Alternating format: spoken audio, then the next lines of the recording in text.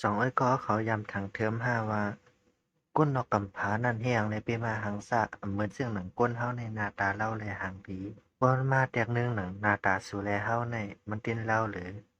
เหมือนซื่อซ่าก้นนอกกำผาเนอป้ายวนก้นของเฮาสังเสื้อว่าก้นโครงกลางเฮาในค่ายกว่าที่นอกกำผาพุ่นหน้าตาเฮาตีแหลกลายกว่าซึ่งหือ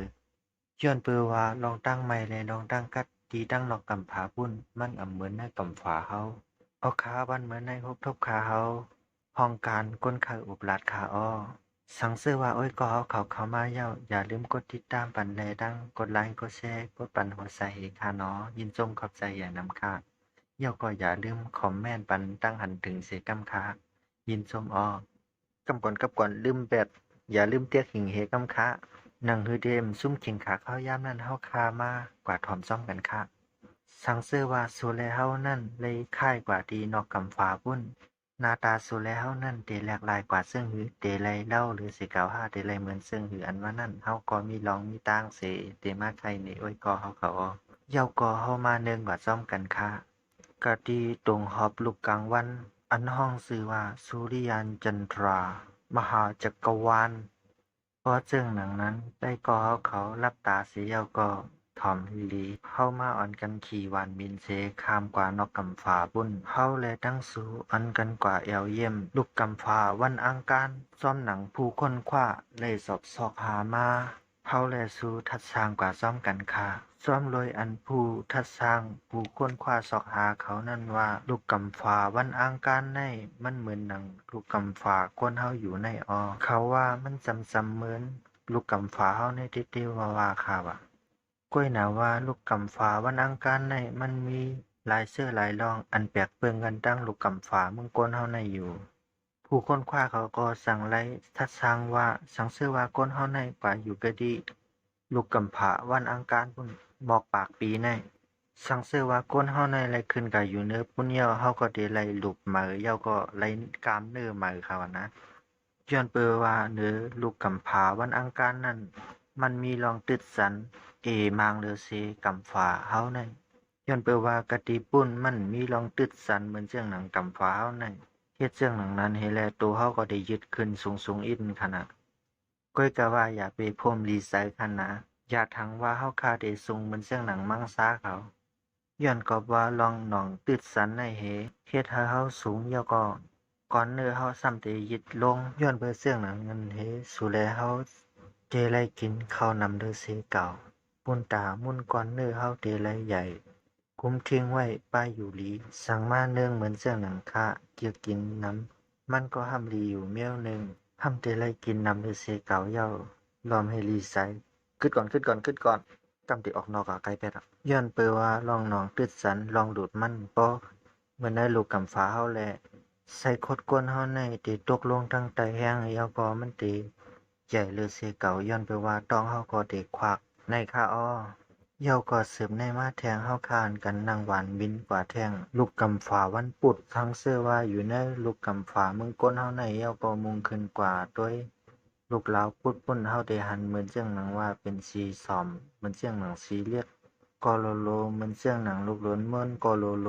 หังขายง่ายกันไว้ เพราะเสื่องหนังนั้นแต่เขาก็ที่เป็นคนเรียกเดียวโยย้อนเปิดเสื่องหนังนั้นเฮอย่าไปปล่อยให้ร้องในมันมาหลอกตาสูสังซื้อว่าสูแลเฮาไหลขึ้นกว่าฮอดดีเนอลูกหลาวพูดนั่นเต้ๆในซึ้งมันเหมือนเสื่องหนังนั้นอันเสื่องหนังเฮาวนไว้นั่นอ่อนตั้งสุดนั่นก็ลองไม่เลยลองกัดป้อสูงก็สูงสุดป้อเตี่ยมก็เตี่ยมสุด ป้อมไม่ดีสุดก็กัดดีสุดป้อมกัดดีสุดก็ไม่ดีสุดสังเสื้อว่าไม่เนี่ยก็ไม่ถึงปากองศาเซลเซียสบนเขาว่าเพราะว่าฮอดถึงมาขิงขาคำขึ้นลึกก็ได้กัดถึง1ปาก80องศาเซลเซียสสังเสื้อว่าเหมือนเสื้อหลังนั้นเฮาก็หลูไล่เยื่อนกันปลอมเป็นก้นเล็กปุ่นตาเฮาเดหลอดอยู่มีอาสักกว่าไรนั่นมีอยู่เส้นตั้งเหลียวในก้อยขาลูเนาะ ตาสูและเฮาติอยู่ไลเนอลูกหลาวปุ่นย้อนเปอเสื่องหนังนั้นเฮ็ดให้ขาเฮาวนถึงก้นเรียกเหมือนเสื่องหนังนาเสื่องนั้นลองลีนั่นแต่หังเสื้อว่าเฮาคากว่าอยู่ไลเนอลูกหลาวนั่นเฮาก็ได้แลหันปืนตีอันมาเมอและสูและเฮาได้มีขิงขาข้าวยาม เรียนไหลตั้งหึงสองอ้อยกอเขาย้ำบนห้ามังปอกมังไหลมาในเขาย้ำจูแก็บอ่อนหนึ่งก้วยปุ่นตั้นหูสังซัมปอป่นกว่าเย้าสังเสื้อว่าสู่แลเฮามาฮอดดีในลองปัญหาอันในก็ดีหมดกว่าสุดกว่าเสียงย้อนเปิว่าคิงขาข้าวย้ำตีเนอลูกเหลาพุดใน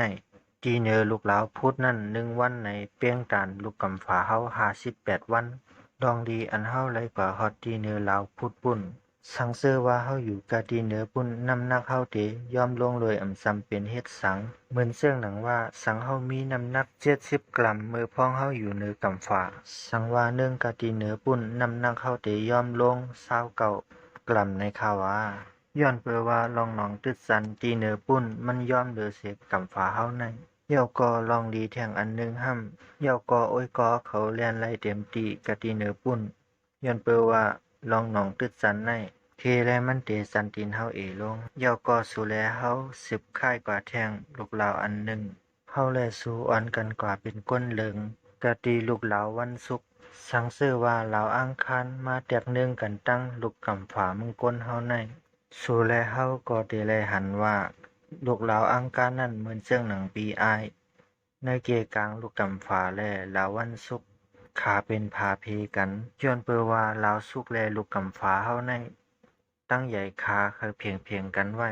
เยาก็ลองหนองตึดสันก็มันเคยง่ายๆกันเหมือนตั้งลูกกำฝามึงก้นเฮาในว่าย้อนเปิดเสื่องหนังนั้นเฮสังเสื้อว่าเฮาค่ายกว่าที่เหนือลาวสุกปุ่นเฮาก็ได้เลยไปเหมือนเสื่องหนังเฮาไปที่เมืองก้นในลองอันเตเรียกลายเสเฮาหันกะดีเตอตานั่น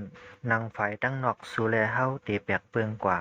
เยาก็โอ้ยก็เฮาอย่าไปพุ่มม่วนนำอย่าทังว่านางสู่แลเฮานั่นเตเย็นเป็นสีเหลืองเย้าก็สีสอมและสีเขียวอันในก็ยังไปเสอขามันอำเมินเสื่องหนังเนอเซิงก้อยซ้อมหนังรวยผู้ค้นคว้าผู้สอกหาเขาว่าได้สังเสื้อว่าก้นเฮาในไล่ขึ้นกว่าอยู่ที่เนื้อลาวสุกปุ่นโซแก็บกำอ่อนหนึ่งสีเนื้อหนังเฮาในเตเย็นเป็นสีเหลืองหมักซอบอันนั้นก็เหลืองน้ำทานก็เป็นกว่าไรในขาวาเป็นย้อนก็เปือว่าลาวในมันอยู่ซ้ำลูกกลางวันเหลือเสียทีกำฝาเฮาในย้อนเปิดว่าสู่แลเฮาเต็งหญ้าเปียวกลางวัน2เฮแลเฮ็ดให้สีผิวสู่เฮาหลำในอ้อยาก็สังว่าเฮาอยู่เสมืดกว่าไหนยาก็โตคันถาสู่แลเฮาก็ได้สร้างสารเสเมียวๆตาเตมาเฮกังเปียวอยู่วีลูกกลางวันย้อนเปิดว่าในตัวเฮานั้นได้สร้างสารแคโรทีนอันเฮาหันซ่อมกุ้งเผาปลาเผาปูเผานั่นค่ะว่าอันซับซ้อมเก็ดปูเก็ดปลานั่นพรปุนปังสารแคโรทีนในมันเฮกังไลปิวยูวีอำนั้นเฮกังปิวยูวีสังเสว่าใส่เสื่องนั้นเฮาก็ได้ไล่กินเหมือนเสื่องหนังต้นแครอทอำนั้นหมักปักเหลืองเสื้อในน้ำข้อเซอันเฮากินหมักปักน้ำในสังเสว่าเป็นเสื่องหนังนั้นตัวเฮาในก็ได้เหลืองหรือเสเก่าก้อยหนาว่าลองอันคึกแคมที่สุดนั่นแต่มันเตมีพรดีในแต่การให้การหน้าในยอเตลีที่สุดสังเสว่ากว่าเฮ็ดสนแครอทอันนั้นเฮ็ดสนหมักปักโอ้ๆข้อเสียอันสังเสว่าสู่แล้วเฮาอยู่ที่เหนือลาวสุกเฮาก็ได้โหไข่อยู่กูยามย้อนเปิดว่าลองแห้งอีมันได้สูงไว้ข่าวว่าที่เหนือลาวสุกปุ่นเขาว่าหังเฮามานึ่งกันไหนแจงเรื่องไรเหมือนเสียงหนังว่าเฮาล้ำนำลงกะที่เตยนำสังโมกตะละหมอกหนึ่งลักในญาแห้งอีแห้งตำหั่นต่อปอกเฮาบ่แผบสังเสื้อว่าสู่และเฮามาลาดลองสีเหลืองๆอยู่ในซึ้งเฮามามินกะที่ลาวเหลืองปุ้นกว่าอันนั้นก็เป็นลาวพระรหัสนั่นขากะที่นั่นเขาว่าเฮาได้เย็นเป็นก้นในเขาเจเลยว่าลูกลาวอันไหนปิกเปิ้มเลยเสียเปิ้นหมดสังเสื้อว่ามานึ่งกันตั้งลูกกำฝาเฮาสังเสื้อว่าเอาลูกกำฝาเฮานึ่งเฮียง3 ปากลูกเหยียดใส่ในลูกลาวพระรหัสเฮาเตเลยมา1 ลูกมันจ่องคอยเป้งกันเนื่องด้วยคารู้ว่ามันอยากตานไรนั่นก้อยหนาว่าสังเสื้อว่าสู่แลเฮาได้กว่าฮอตตีลูกลาวปุ่นอันอ้อยก็เฮาเตเลยไม่เสยในก็เป็นตั้งนักตัวเสาเก่าข่าวว่าย้อนเปือว่าลองหนองตืดสันนั่นมันสูงหรือเสลูกกำฝาเฮา2 ปุ่นน้ำหนักอ้อยก็เฮาเขาก็เตสูงขึ้น2 ปุ่นลองอันสู่และเฮาเตเลยไว้สัตตี้นั่นอย่าไปให้โคของสังตกใส่เนื้อตีนเฮาสังเสื้อว่ามันตกใส่กระตีเนื้อตีนเฮาเห เนื่องเหมือนเจียงหนังเรียกไหมหน้าแหลมหนึ่งในเฮต้าในก็สั่งเสื้อว่ามันตกใส่เนื้อตีนเฮาเรียกไหมหน้าแหลมเรียกก็อย่าตั้งนักมันเหมือนเจียงหนังว่าเป็นเต้านำลูกใหญ่ๆอันหนึ่งปากใส่กะที่เนื้อโหตีนเฮา